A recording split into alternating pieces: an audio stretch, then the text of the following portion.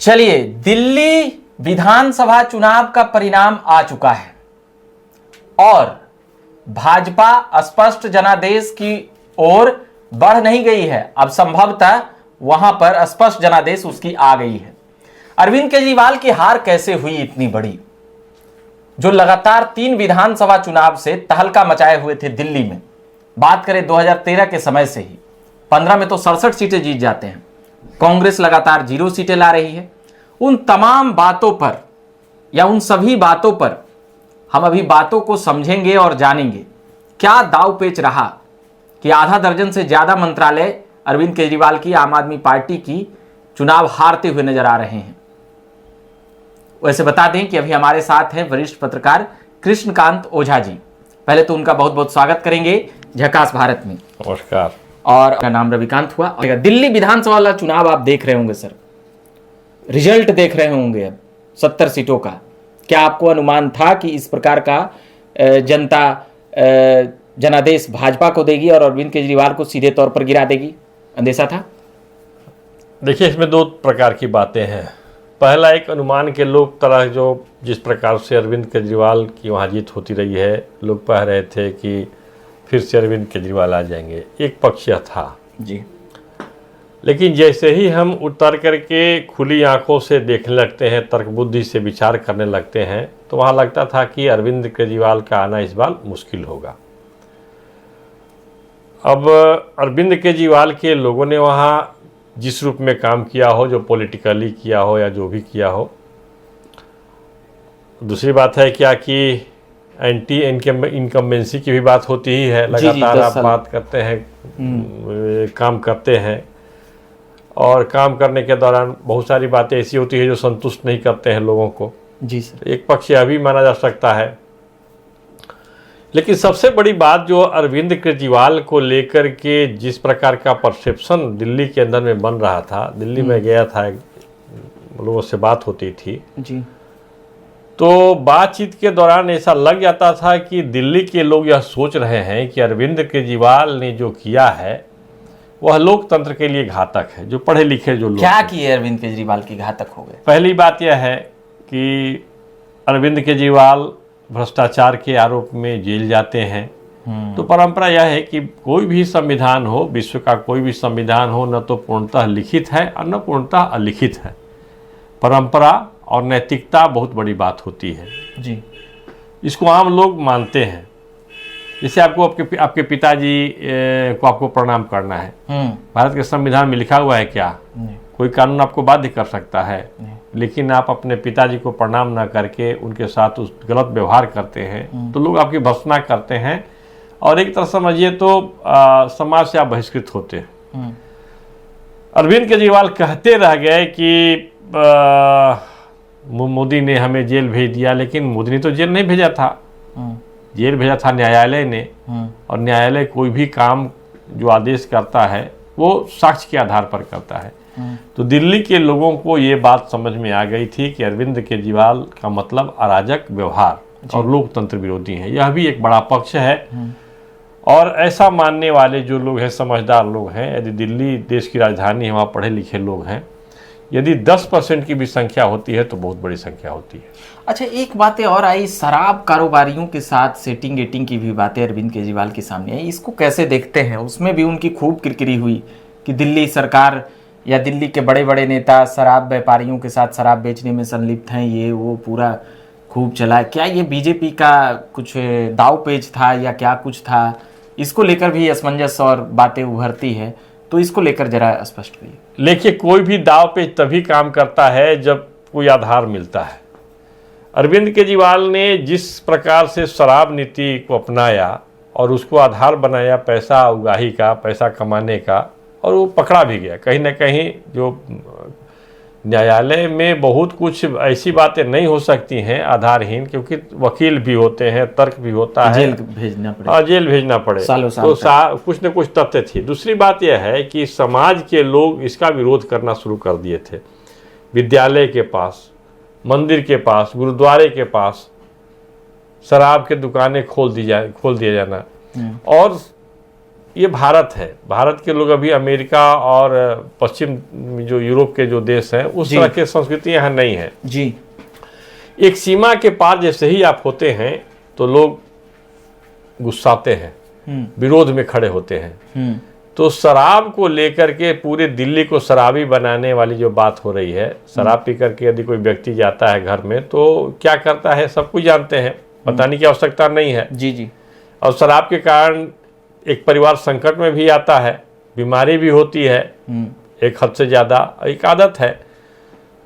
तो पिछले दिनों एक मनोचिकित्सक से बात हो रही थी तो वहाँ बहुत बड़ी समस्या है, शराब की आदत के कारण वहाँ की जनसंख्या का मतलब मोटे तौर से 20% हिस्सा शराब के बुरी आदत के कारण उनकी मानसिक स्थिति खराब हो रही थी। अच्छा, इतनी तो लंबी? हाँ, इतनी बहुत 20% का होना साधारण बात नहीं है। एक जी, प्रदूषण की भी बातें आई थी कि दिल्ली में बहुत पॉल्यूशन है, प्रदूषण है, इसको लेकर भी कुछ अंकुश नहीं लगा पाए, इसको लेकर भी सवाल और जवाब तमाम वहाँ के सांसद लोग जहाँ तक पॉल्यूशन की बात है तो पॉल्यूशन की बात केवल दिल्ली की बात नहीं है। यदि पराली कहीं बगल के राज्यों में जलाया जाता है जी, और हवा और पानी का जो प्रदूषण है वो किसी एक सरकार, एक राज्य या एक देश का मामला नहीं हो सकता है। इसलिए बहुत ज़्यादा प्रदूषण को लेकर के लोग इनके अगेंस्ट हुए हों ऐसा नहीं, लेकिन शराब को लेकर के इनके अगेंस्ट थे।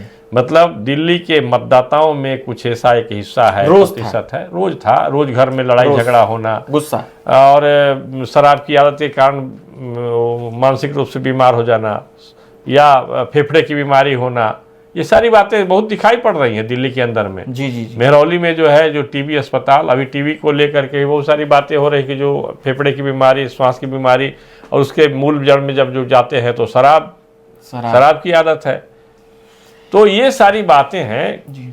दो पक्ष है। शराब को लेकर जैसे बिहार के अंदर में अति कर दिया, बिल्कुल बैन ही कर दिया गया, तो यह भी इसको भी लोग स्वीकार नहीं करते हैं, क्योंकि जिसको शराब पीना है, बहुत सारे लोग हाँ शराब पीते हैं, यदि आप उसको नियंत्रित रूप से रखते हैं। पर अभी हम लोग रहते हैं दिल्ली विधानसभा रिजल्ट पर, भाजपा की जिस प्रकार से यह एक लगभग 48 सीटों तक अब उनकी सीटें जा चुकी है, तो यहाँ पर क्या भाजपा 48 सीटें जीतने में क्या आप बड़ा फैक्टर देखते हैं भाजपा की? एक तो अरविंद केजरीवाल की गलतियां जी, वो लगातार कुछ ऐसा बोल रहे थे। दूसरा, अरविंद केजरीवाल जिस आंदोलन से उनका राजनीतिक जन्म हुआ था, मतलब उनका राजनीतिक सामाजिक क्षेत्र में जो जन्म देने वाले जो थे अन्ना हजारे का स्पष्ट रूप से बोलना, तो ये अपील बहुत काम किया।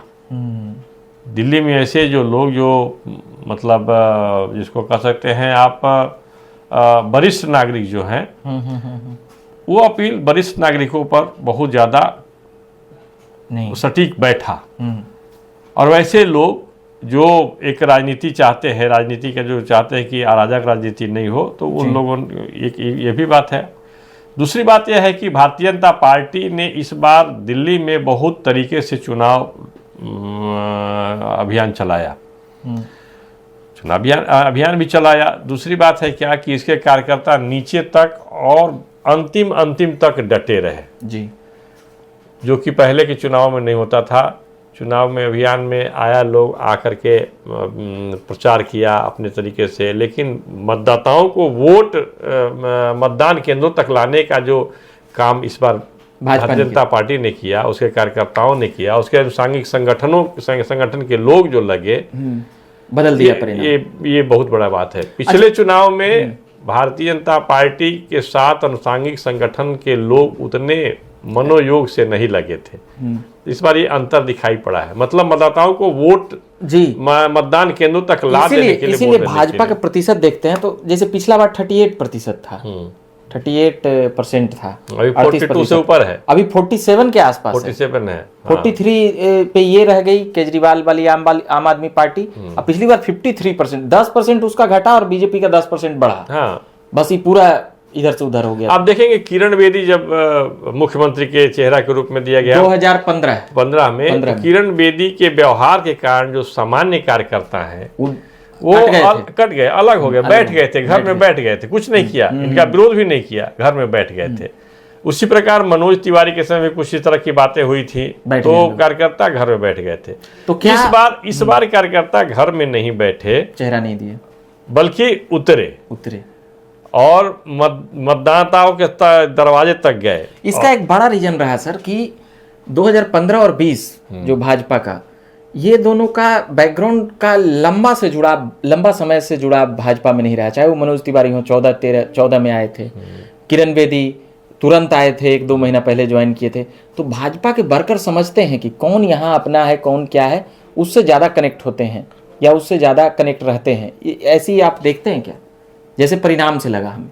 नहीं, भारतीय जनता पार्टी के कार्यकर्ता तो हैं ही, वो लगे रहते हैं, लेकिन भारतीय जनता पार्टी जिस विचार परिवार से आती है, उस विचार परिवार के लोग रोज कुछ न कुछ किसी न किसी रूप में आम आदमी से मिलते रहते हैं, जनता से मिलते हैं, समाज में जाते रहते हैं। और व्यक्ति सह मतलब एक व्यक्ति मुख मतलब नहीं कहते हैं, माउथ टू माउथ, इस प्रकार का जो प्रचार होता है वो बहुत काम करता है।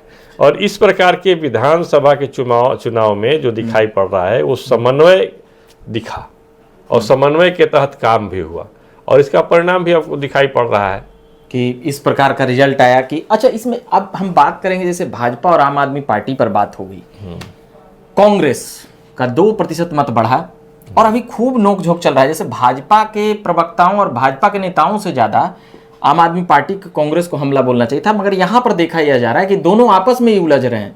ऐसा लग रहा है कि इन दोनों को पता है कि इसको हम झुकाएंगे तो हम जिंदा रहेंगे, इसको लग रहा है कि इसको हम झुकाएंगे तो जिंदा रहेंगे। यहां पर ये वाली स्थिति जो बन गई सर,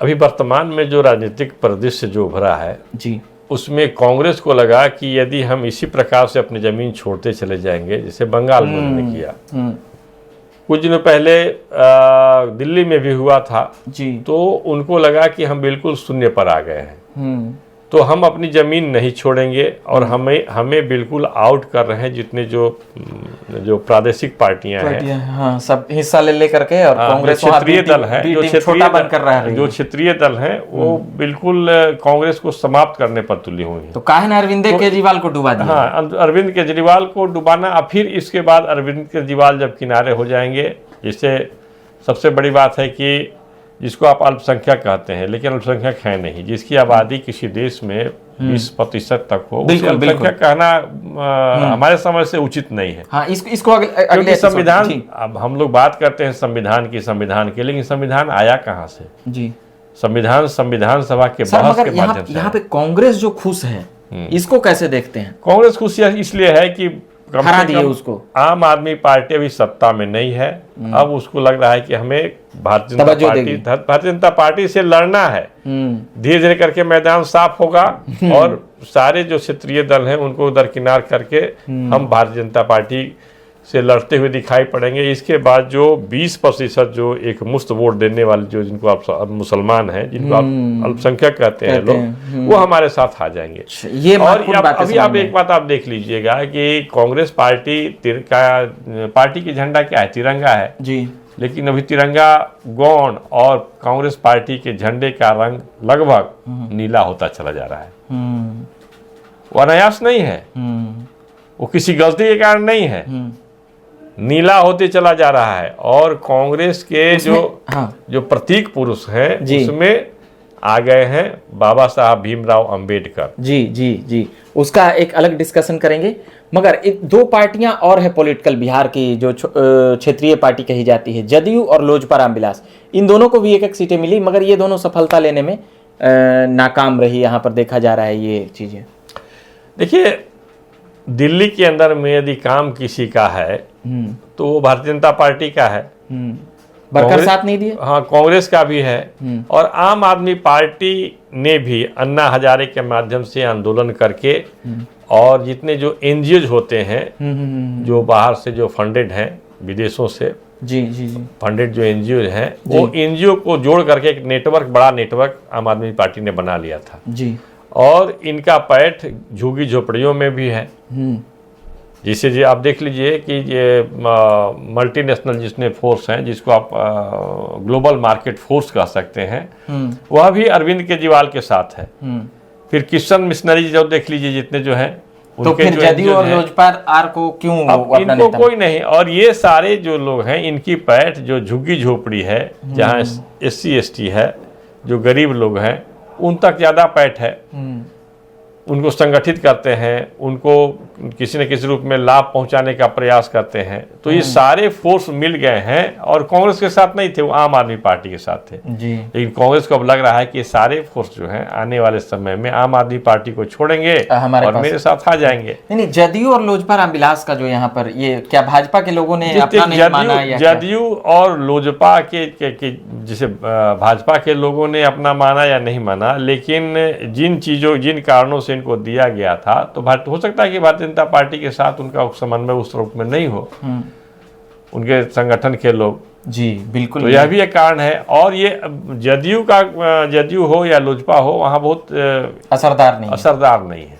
चलिए, तो हमने कई प्रश्न लिए, चाहे वह भाजपा हो, जदयू हो, लोजपा हो, जो एनडीए के हिस्सा थे, कांग्रेस जो इस बार पिछली बार से 2% ज्यादा मत लाई है, वहीं आम आदमी पार्टी जो लगातार 3 बार से प्रचंड, 2 बार से तो प्रचंड जनादेश के तहत चुनाव ला रही थी, 67 सीटें 2015 में, 62 सीटें 2020 में और 28 सीटें एक बार 2013 में लाकर वह मुख्यमंत्री के शपथ लेते हैं अरविंद केजरीवाल।